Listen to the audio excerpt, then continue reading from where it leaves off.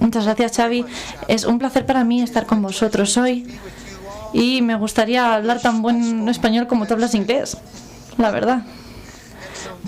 Quizá un día sea capaz de hablar español, pueda vivir en España y podrás enseñarme todo tu idioma, también el vocabulario sobre nuestra especialidad, el césped, para que pueda ser de más utilidad y pueda enseñar muchas más cuestiones como estas en español, porque hoy vamos a hablar de cómo conseguir una superficie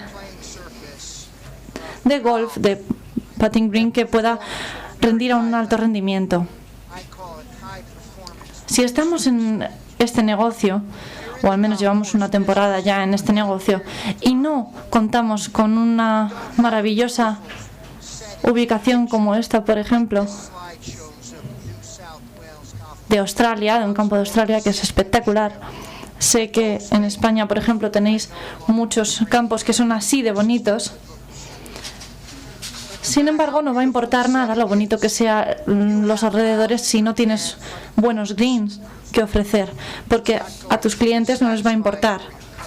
Así que vamos a hablar de cómo alcanzar ese alto rendimiento en estos putting green.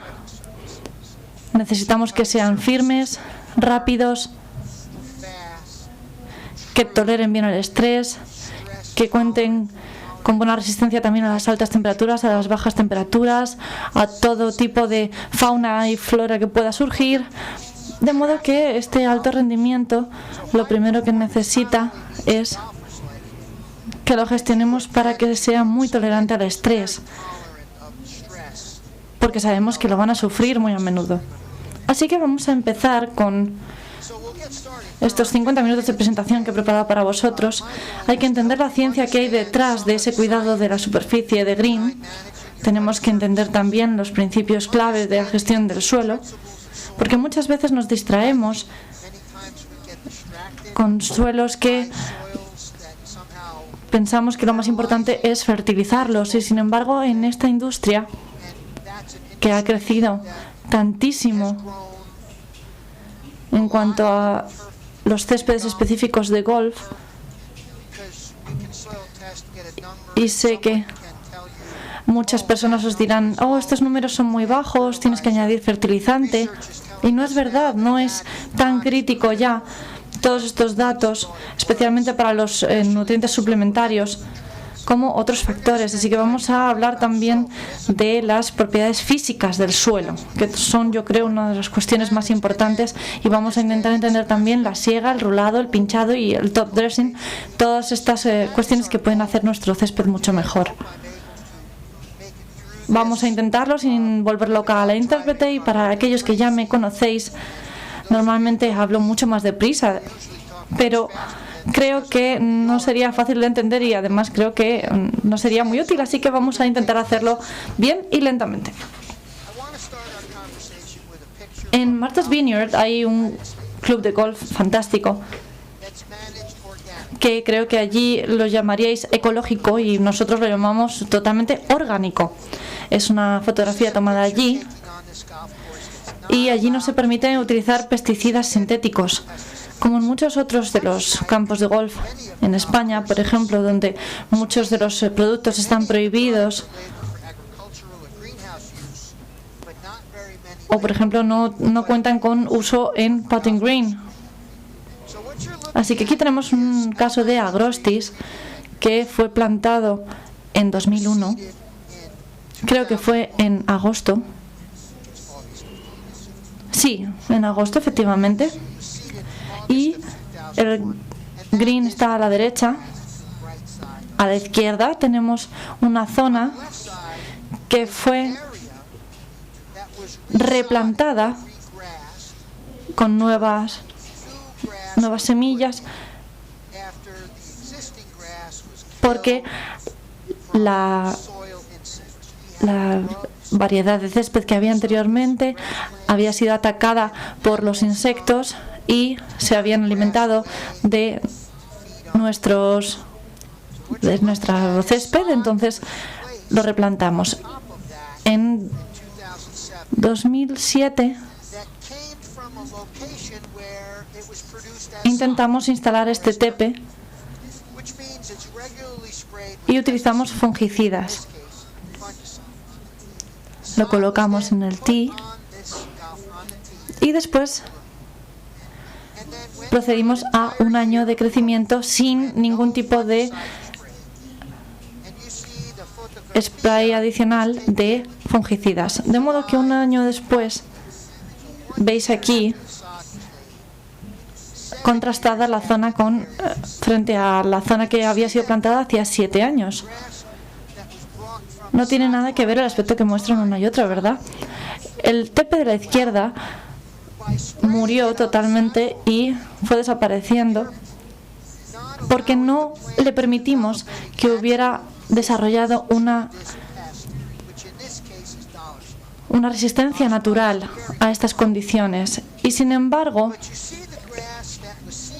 el que plantamos hace 7 o 8 años desarrolló esa resistencia a los problemas que vinieron posteriormente de forma natural, de forma independiente. No tuvimos que ayudarle. Entonces, si vamos a gestionar estas superficies de putting green y queremos utilizar, por ejemplo, pesticidas, porque nosotros sabemos que vamos a necesitar probablemente una aplicación, pero ¿qué pasa si nos volvemos totalmente dependientes de estos productos? No vamos a ser capaces de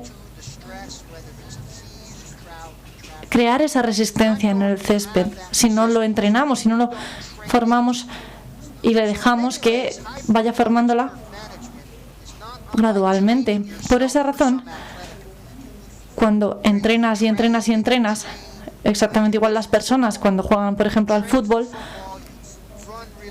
pruebas muchas cosas y haces muchos intentos diferentes, y cuando te encuentras realmente en el momento del partido puedes utilizar todos esos recursos que has practicado. Y esto es exactamente igual con el césped. Tenemos que entrenarlo para que sea capaz de luego resistir ese nivel de alto rendimiento. Vamos a pasar de diapositiva. Este tipo de tratamiento se desarrolla en función de una filosofía. Este libro que os presento aquí,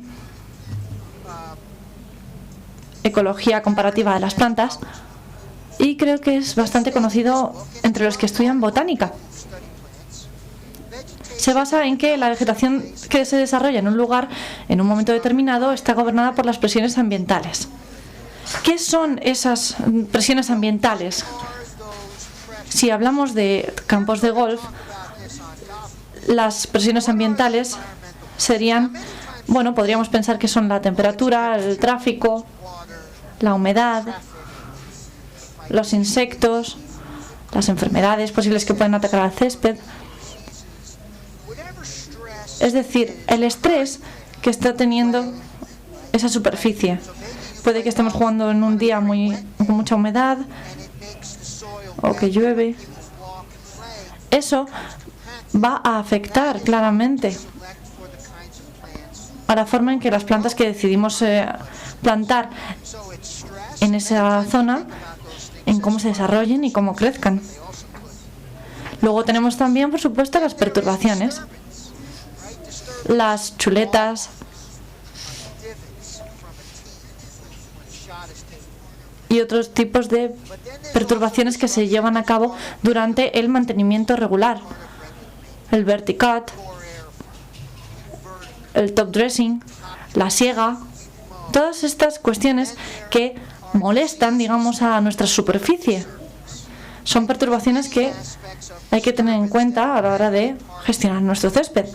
Y luego también la competencia, me gusta cómo suena en español, sería la competencia entre las distintas variedades que tenemos en nuestra superficie.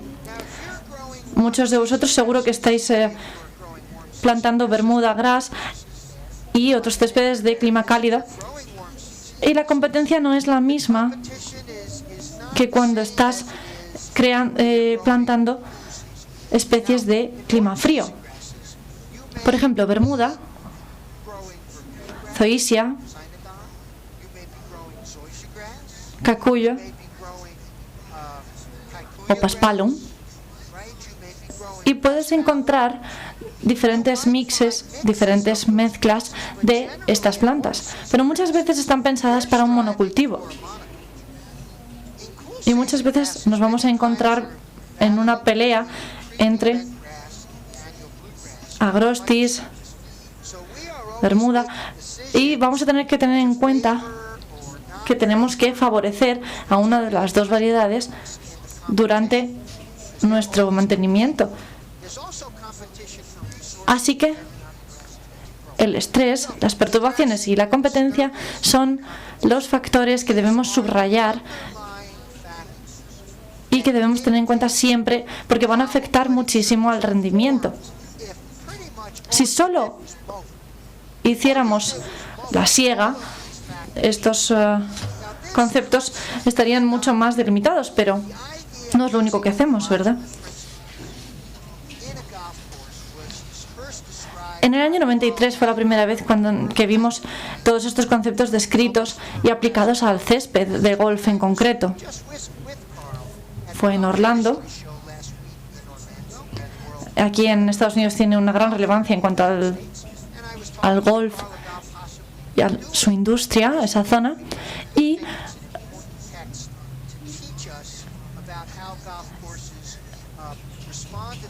se nos enseñó que no solo las investigaciones que tenemos para Estados Unidos, sino también creo que tenéis que entender que se pueden aplicar muchas veces a los campos también de Europa, incluso de España, y creo que hay que abrir los ojos ante este tipo de informaciones. Y aquí tengo un par de especialistas agrónomos en césped en concreto que también saben mucho sobre esta teoría de la perturbación. Creo que podría ser interesante echarles un ojo. La teoría de la...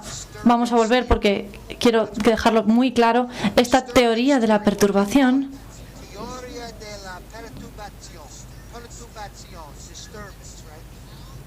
¿cómo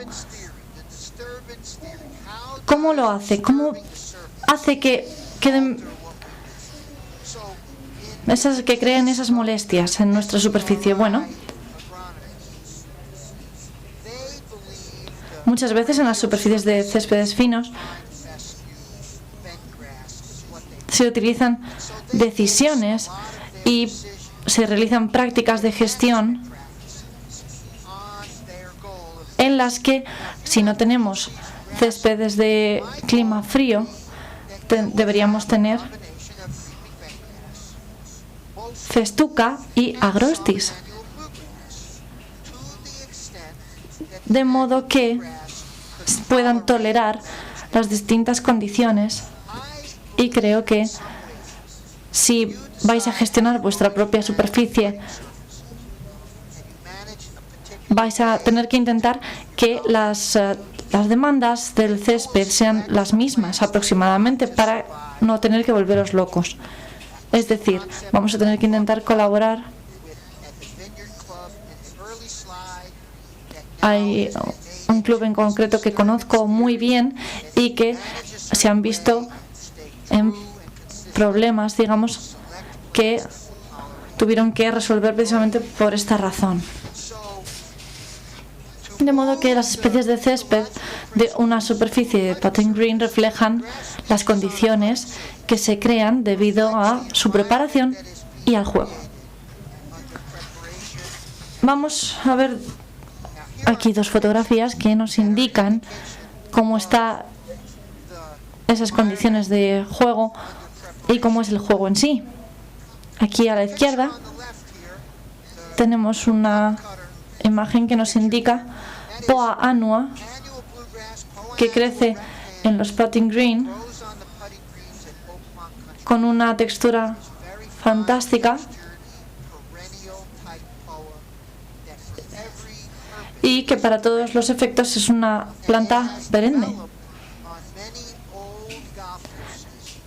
Gracias a un mantenimiento regular y gracias a una siega regular, no crece demasiado y es un indicador de lo que podemos conseguir, lo que podemos ir creando gracias a la preparación y gracias a la siega y a las medidas que aplicamos.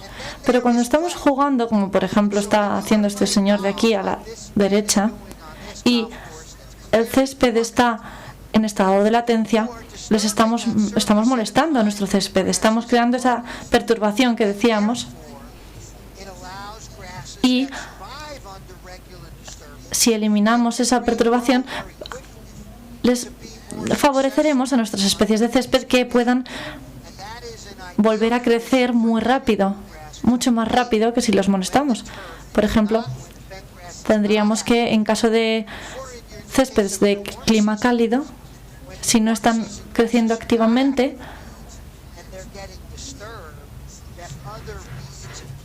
porque si lo hacemos mientras están en estado de latencia, favoreceremos la aparición de otros tipos de parásitos o de especies que puedan colarse.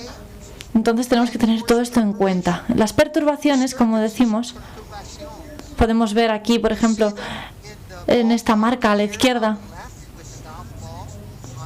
en un putting green, que es un tipo de perturbación que se puede dar bastante típica, la marca de la bola. Y aquí a la derecha tenemos la maquinaria que está totalmente estropeando la superficie de césped, y es parte de esos trabajos de preparación que tenemos que llevar a cabo en nuestra superficie.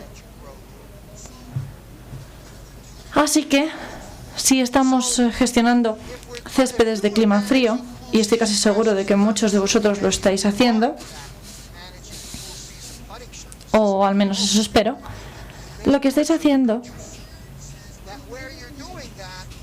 es probablemente que, bueno, tenemos demasiada poa annua, deberíamos cambiar a un agrostis, pero yo lo que digo es, si conseguís un agrostis mejor,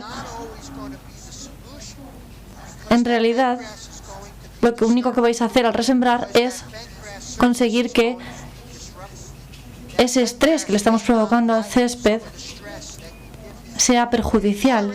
Y lo que tenemos que hacer es llegar a la conclusión de que es lo mejor que podemos hacer y gestionar el agrostis que tenemos,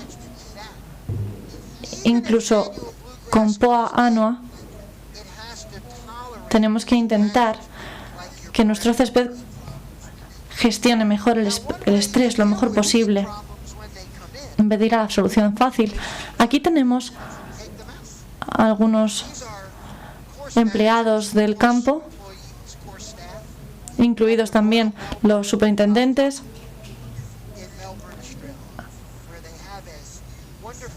Tenemos festuca, tenemos también agrostis,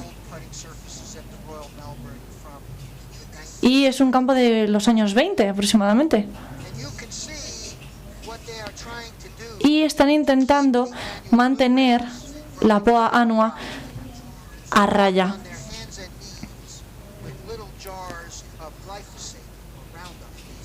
Y entonces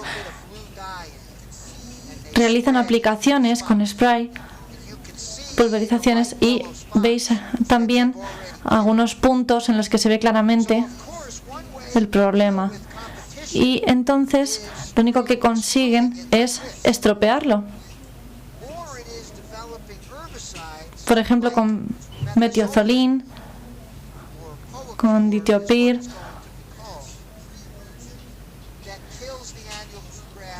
Aquí veis lo que ocurre en el caso preemergente y en el caso en el que ya ha surgido. Es un químico muy emocionante para mí, y cuando entró en el mercado en Estados Unidos, creo que en Europa todavía no se conoce. Este químico se puede utilizar para mantener la poa annua a raya. Y una de las bellezas en todo esto es que mata a la poa muy lentamente. Si queremos matar poa annua en nuestro green, y un herbicida, aplicamos un herbicida que funcione muy bien, lo matará de forma inmediata y entonces tendremos superficies que se han quedado totalmente calvas. Sin embargo, lo que queremos es que esto sea un proceso lento y el campo se pueda mantener de una forma uniforme. De forma que este químico ha sido diseñado para matar la Poa annua lentamente. Incluso ya metidos en faena, aquí vemos una foto de Jim Brosnan de la Universidad de Tennessee. Esta es una Poa annua que ha desarrollado resistencia al metiazolín. De modo que si confiamos en los químicos, esos químicos al final acabarán teniendo problemas. Y sabemos que esto puede ocurrir. Sabemos aquí en Estados Unidos por experiencia que como hemos modificado muchas veces los cultivos, están desarrollando muchas veces resistencia a esos herbicidas y esos químicos que utilizamos para controlarlos. De modo que aquí tenemos una forma de desarrollar mejor la tolerancia al estrés. Y es una forma que yo creo que es muy interesante y es mezclar algunas especies para intentar reforzar esa resistencia, para hacer mejor la planta. Aquí tenemos una estrategia que creo que solo debería utilizarse para reducir la incidencia de una enfermedad cuando el cultivo susceptible tiene atributos deseados que no poseen los otros componentes de la mezcla. Es decir, Crenshaw, por ejemplo,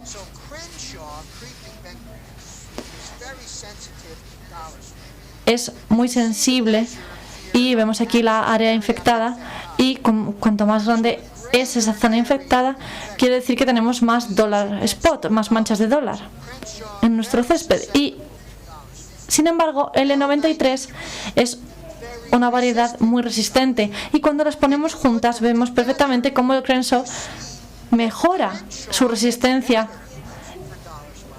y el E93 disminuye un poco esa resistencia que tenía a la enfermedad de la mancha de dólar. De modo que conseguimos para superficies grandes una visión bastante aceptable, pero empezamos a tener problemas con esta enfermedad de la mancha de dólar. Así que para resumir un poco este concepto, diré que prefiero vivir con cierta diversidad, porque con el paso del tiempo la diversidad estabiliza el ecosistema. Este es un putting green bastante viejo, que está casi completamente cubierto con Poa annua en Irlanda. Es muy importante que tengamos en cuenta todas las cuestiones, como los factores que pueden afectar, porque una vez que lleva en crecimiento mucho tiempo, vemos aquí, tenemos aquí Microdocium nivale,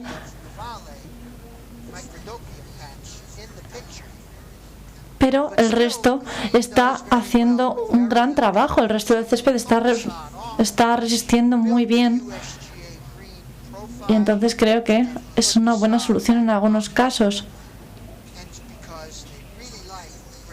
De modo que en muchas cuestiones, la parte que ya hemos cumplido de mi charla, en mi presentación, consiste en que entendáis que las plantas que desarrolláis en vuestro campo tienen una respuesta determinada y quiero que la entendáis perfectamente.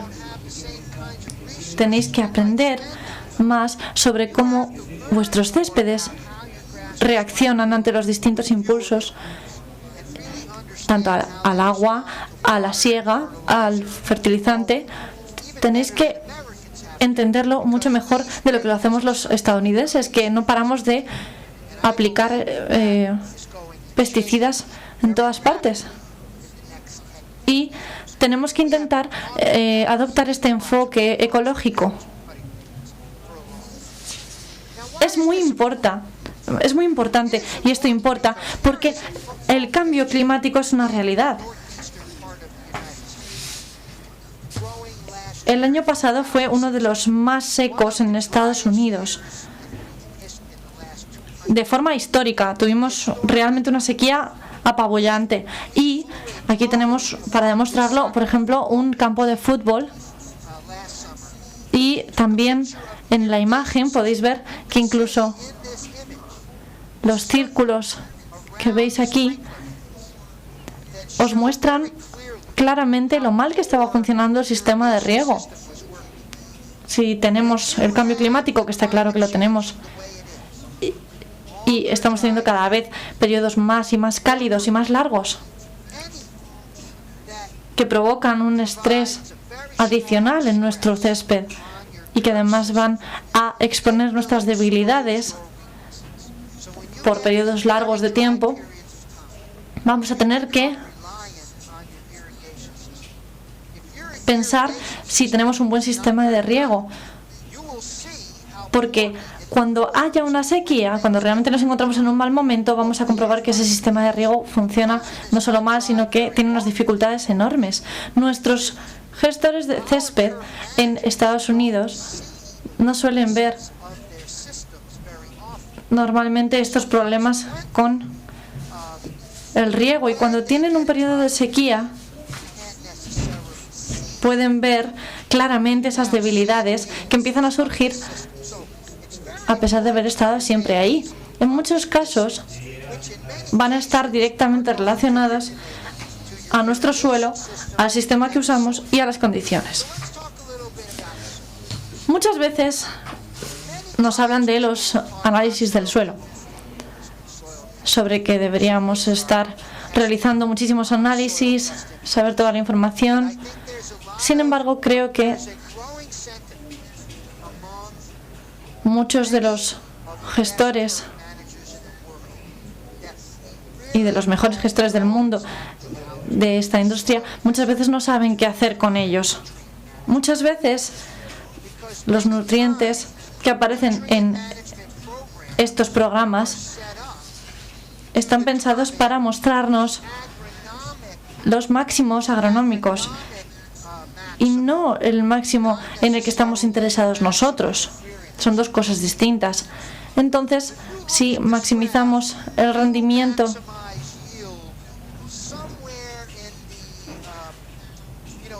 entre 150 hasta 200 libras por acre,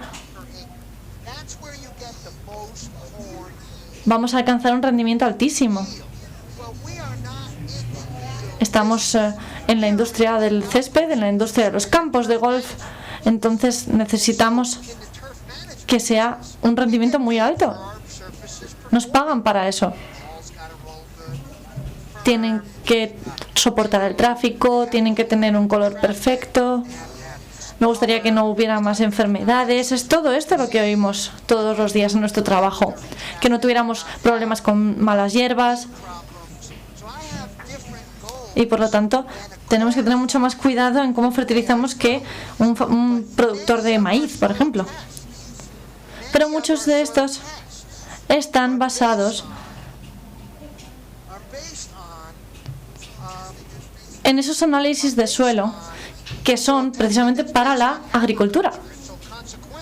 Y tengo muchas preguntas sobre cómo es posible que esto sea así. Así que un amigo mío que es profesor en la Universidad de Wisconsin sobre este tema crearon un green sobre un suelo bastante arenoso con agrostis.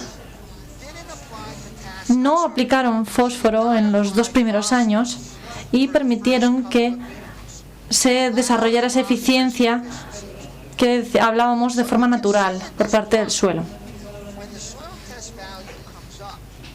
Y nos encontramos con entre 3 partes por millón aproximadamente, pero luego subió. Veis aquí todos los casos en los que hay 7 partes por millón y prácticamente entre 7 y 8 no hay una diferencia. Es decir, que podríamos entender que para estos climas como el de Wisconsin y en esta variedad de césped, cuando ponemos 7 partes por millón de fósforo, sería suficiente. Y muchas personas nos van a decir que existe un tipo de suelo ideal. Nos hablarán sobre esos ratios perfectos y nos dirán que este es el suelo ideal, sobre el cual publicaron no sé cuántas investigaciones hace unos años. Bueno, pues ese suelo supuestamente ideal, sobre el que tanto se ha escrito, no tiene nada que ver con lo que nos dice la ciencia. Lo hemos visto en la diapositiva anterior. Sabemos perfectamente que en estos análisis del suelo tenemos que tener de 65 a 85 de calcio, de 6 al 12% de magnesio, del 2 al 5% de potasio y así. Pero podemos utilizar estas medidas y no tener ningún tipo de impacto en nuestra calidad de nuestro césped. ¿Y eso por qué ocurre? Bueno, porque hay distintas formas de utilizar esos análisis y una de ellas también es el ratio de saturación de cationes básicos. Porque estaban diseñados, por ejemplo, para alcanzar ese suelo ideal en Nueva Jersey y funciona perfectamente para esa zona, pero no funciona para nada más. No funciona en otros lugares o en otras situaciones. Tenemos por eso unos niveles mínimos de nutrición sostenible del suelo. Esta es una investigación de California y yo diría que estos son más o menos los niveles objetivo que deberíamos tener para nuestros suelos. Y si tenemos estos niveles, no apliquéis fertilizante.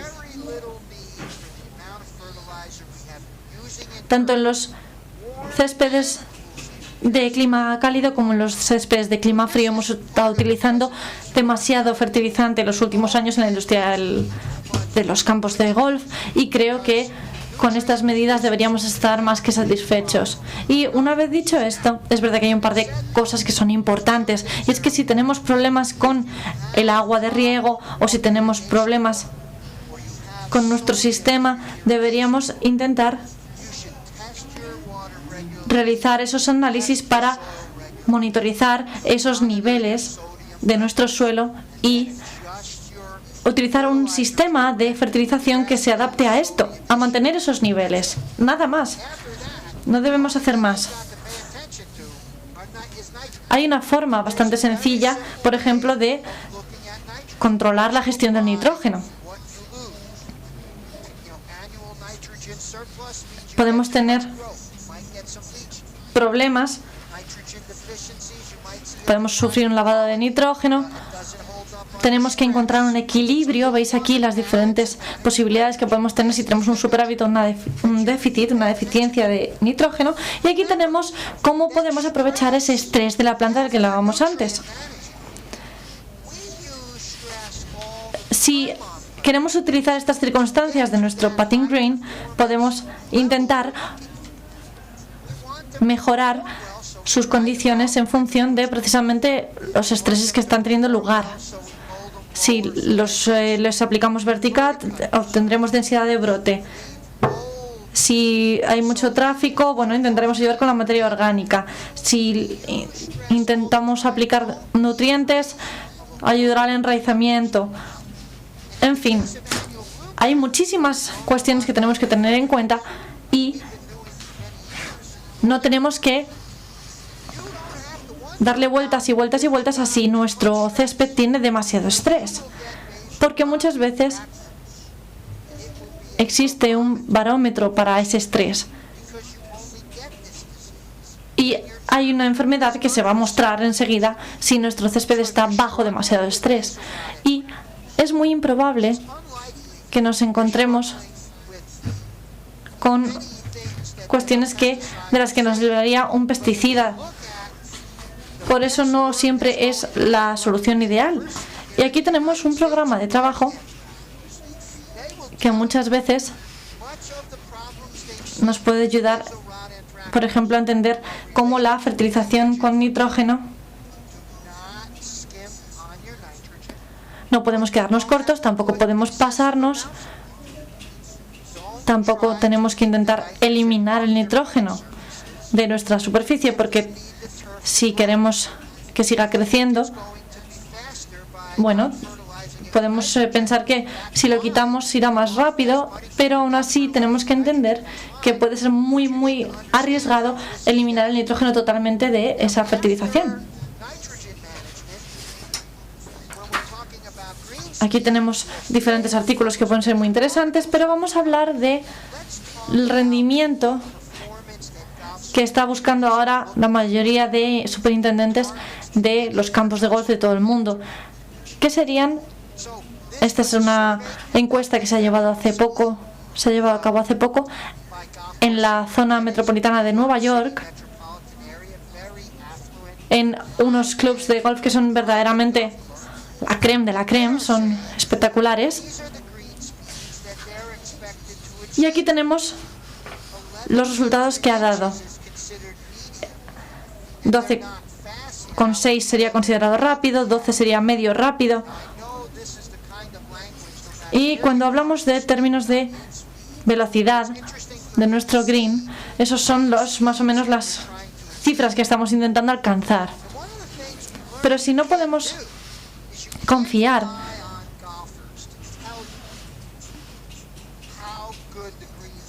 en estos análisis en función de los cuales decidir si nuestro green es lo bastante rápido o no, podemos acudir a estas gráficas.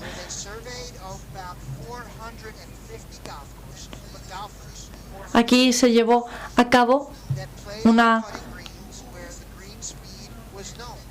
encuesta en más de 440 jugadores y sin importar el handicap, entre el 70 y el 80% de los jugadores infravaloraban la velocidad del green. Y cuando empezamos a ver los jugadores sin handicap, con menos de 10, por ejemplo, eran los que más infravaloraban esa velocidad del green. De modo que tenemos que tener cuidado cuando marquemos nuestros objetivos de rendimiento, porque muchas veces lo van a infravalorar y van a pensar que nuestro green es peor de lo que es en realidad. Tenemos que tener siempre esto en cuenta. Este estudio se realizó no solo en función de rendimiento, sino también con otras cuestiones. Es decir, cómo de rápido se juega al golf está afectando a la experiencia del jugador. Muchas veces se utilizan los datos que nos ofrecen los GPS para determinar si los jugadores andan y cuánto andan en nuestros campos de golf. Por ejemplo, aquí tenemos un gráfico que lo explica bastante bien y así pueden determinar cuánto tarda el jugador en jugar en ese campo de golf. Y gracias a esos datos que se realizaron en una investigación que tuvo lugar en 15 campos de golf diferentes,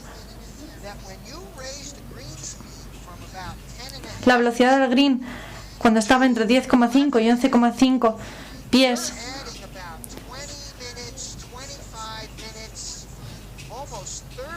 se tardaba aproximadamente unos 25 minutos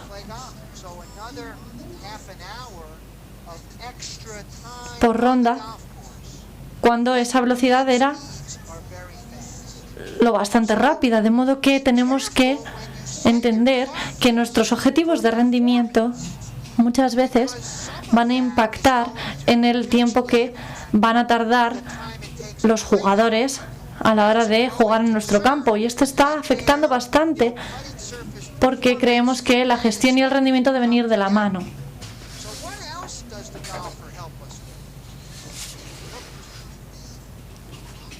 Hay muchos datos que nos indican que, por ejemplo, los zapatos afectan también a nuestra superficie.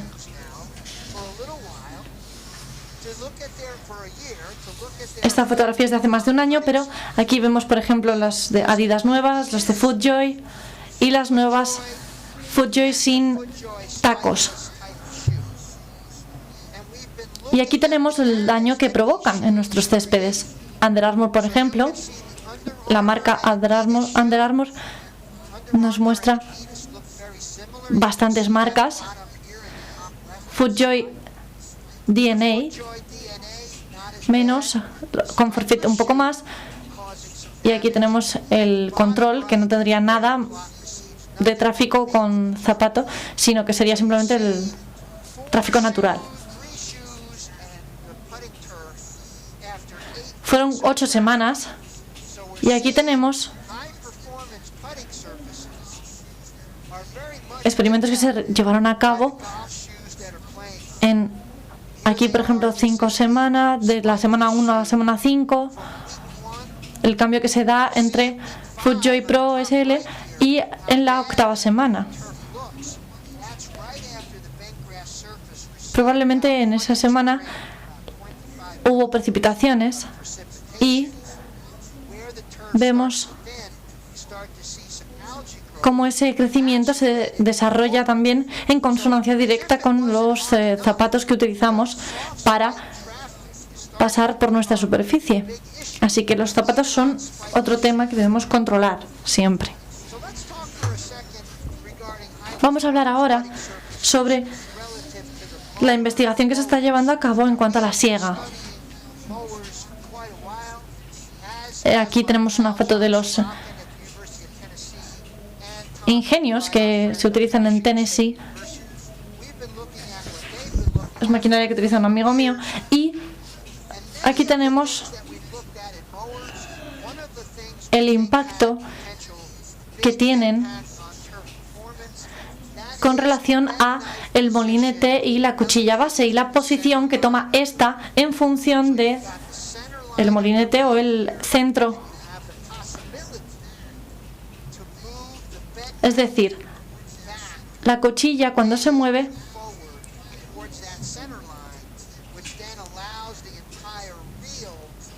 influye en cómo el molinete afecta también a nuestro césped. Aquí lo vamos a ver más claro en estas imágenes. Aquí tendríamos la opción menos agresiva. Aquí la cuchilla base está más pegada al molinete. Y aquí vemos una que es más agresiva. Si lo llevamos atrás, vamos a volver a hacerlo. Aquí es la menos agresiva y aquí es la más agresiva. Si lo llevamos hacia atrás, vemos como todo el molinete se mete y por eso, al mover esa cuchilla base, podemos provocar un sobrepaso de las capas y entonces creamos una arquitectura menos adecuada entre el molinete y la cuchilla, y esto lo hemos estudiado en función de la línea central, como decíamos, del molinete, de la maquinaria. Cuando tenemos condiciones de mucho estrés y creamos esas oportunidades, vemos una relación real entre esta cuchilla base y la incidencia de la antragnosis basal. Y lo que puedo decirles a los que nos estáis escuchando es que tenéis que aseguraros de que esa cuchilla está lo más cerca posible del molinete, de la línea central, como veíamos en la primera imagen, en la menos agresiva, porque estos son los efectos que podemos tener. Y además, adicionalmente, podemos ver también, además del incremento en el estrés, también se ve aumentada la cantidad de arena que levantan del putting green. Y por lo tanto, cuanto más atrás se coloca en la posición, cuanto más separada está de esa posición central del molinete, más arena levanta y no quedan tantos clippings, tantos restos de siega. Sin embargo, recoge mucha más arena, como hemos hablado. De modo que vamos a hablar también del impacto del rulado. Se ha visto ahora una nueva corriente que está intentando reintroducir ese rulado como parte de la rutina de mantenimiento de los campos de golf y parece que controla bastante la enfermedad de manchas de dólar. Tenemos aquí la imagen muy lejana de una parcela que ha sido tratada a la derecha y vemos que la incidencia de la mancha de dólar es mucho menor que a la izquierda. Pero ¿cuál es el equilibrio perfecto? Eso tenemos que encontrar entre el rulado, la siega y todas las demás tareas de mantenimiento que aplicamos a nuestro césped. Aquí tenemos el efecto de los reguladores del crecimiento, los PGR,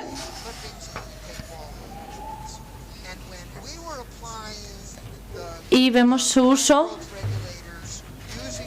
en función de cuándo lo aplicamos.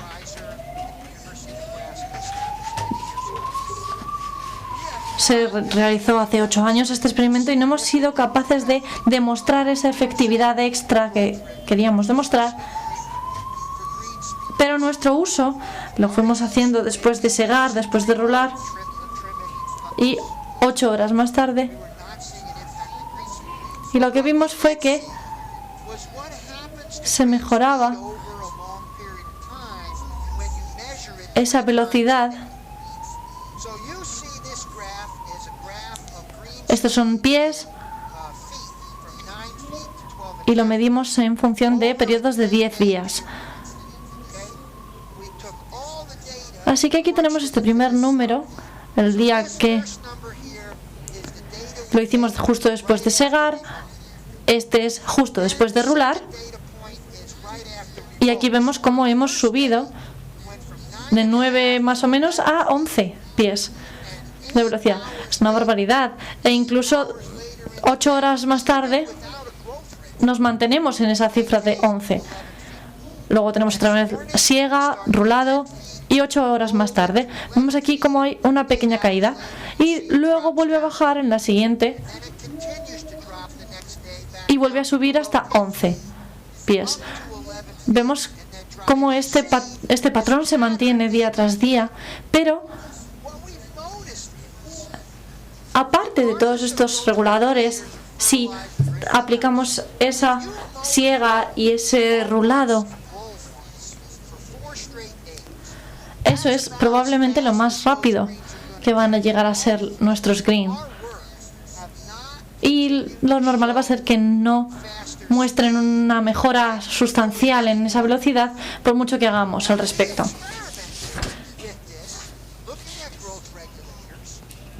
Aquí tenemos un segado diario o tenemos también la opción de un segado con 2 rulados y 2 segados con un rulado. Y estos datos combinados se muestran aquí.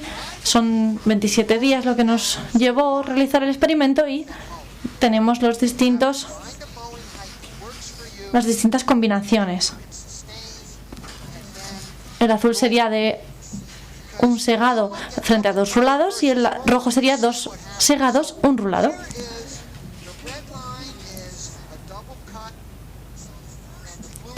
Así que los primeros datos serían que el rodamiento de la bola subió después de la siega, más con las 2 siegas que con la siega única. Después vemos también que hay una diferencia en el segundo punto, en el de tras el rolado, en la medición tras el rolado. En este punto intermedio, si nos paramos a pensarlo, justo después de haber rolado, todas las plantas se habían rolado hasta 3 veces. Aquí 2, aquí 1.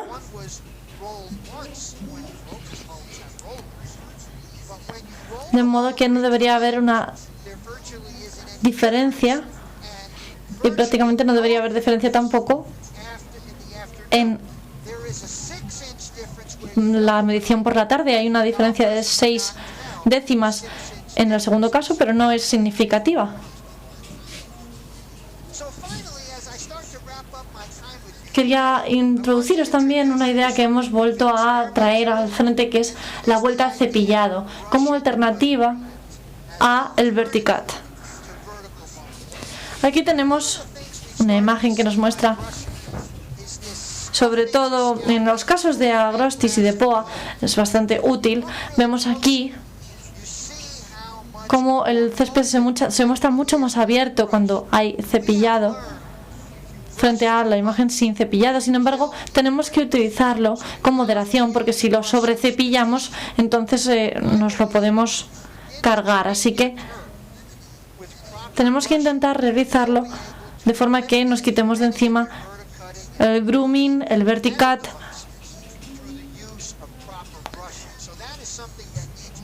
Pero vamos a hablar sobre el uso.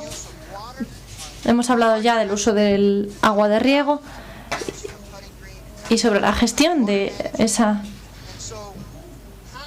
necesidad del agua. Pero ¿en qué medida es útil una auditoría? Vamos a ver aquí unas imágenes.